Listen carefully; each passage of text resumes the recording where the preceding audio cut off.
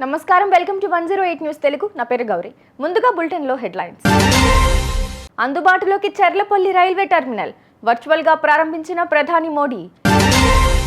KTR న్యాయవాదికి ACB అనుమతి నిరాకరణ, వాహనాన్ని అడ్డుకున్న పోలీసులు.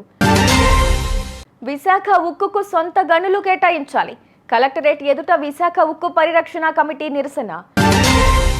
ప్రియాంక బుగ్గలపై బీజేపీ నేత కామెంట్స్, సీతక్క ఆగ్రహం.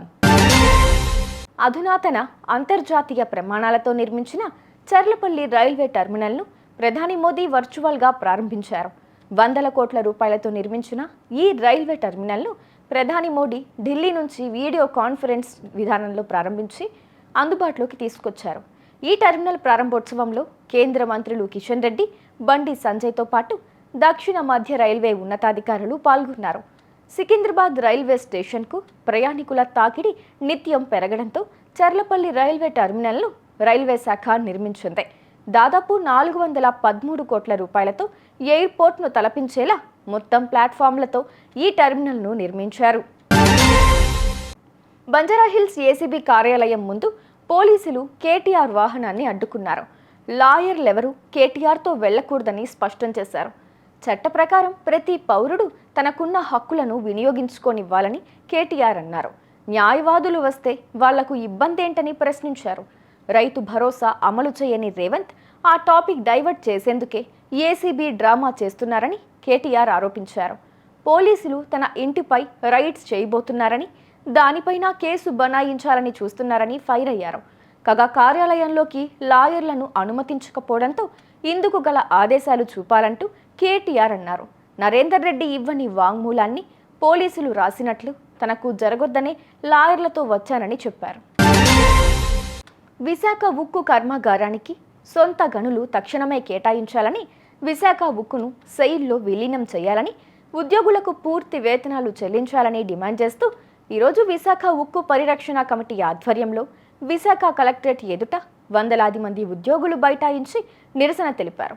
కూర్మండపాలెం జంక్షన్ వద్ద నుంచి గాజువాక మీదుగా వందలాది మంది ఉద్యోగులు, కార్మికులు కలెక్టరేట్ వరకు భారీ బైక్ ర్యాలీ నిర్వహించారు. బీచ్ రోడ్డు మీదుగా సాగిన ర్యాలీ కలెక్టరేట్కు చేరుకుంది.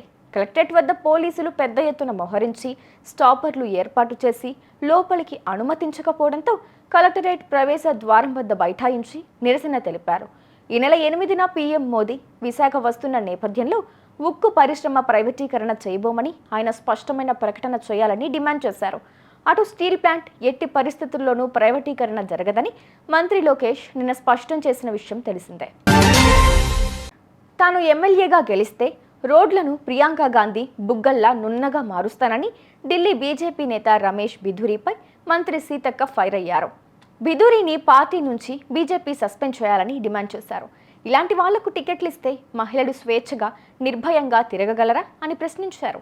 మహిళా వ్యతిరేకతను బీజేపీ అణువణువున నింపుకుందని, ఆ పార్టీకి మహిళలు బుద్ధి చెప్పడం ఖాయమన్నారు. ప్రియాంక గాంధీ గారిపై చేసినటువంటి బీజేపీ రమేష్ బీదూరు చేసినటువంటి వ్యాఖ్యల పట్ల ఖండించాలి. ప్రతి మహిళా లోకానికి ఇది అవమానకరం.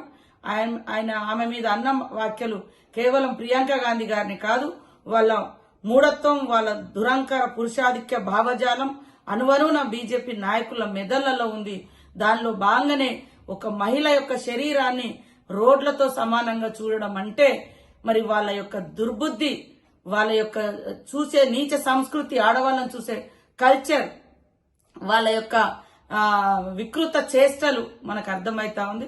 బేషరతుగా బీజేపీ అధిష్టానం క్షమాపణ చెప్పాలని, అదే విధంగా రమేష్ బిధూర్ని వెంటనే పార్టీ నుంచి సస్పెండ్ చేయాలని ఈ సందర్భంగా డిమాండ్ చేస్తాము. చూసారుగా, ఇవి ఇవాల్టి బులెటిన్ అప్డేట్స్. మరో బులెటిన్తో మళ్ళీ మీ ముందుకు వస్తాను. అంతవరకు కీప్ వాచింగ్ 108 న్యూస్ తెలుగు.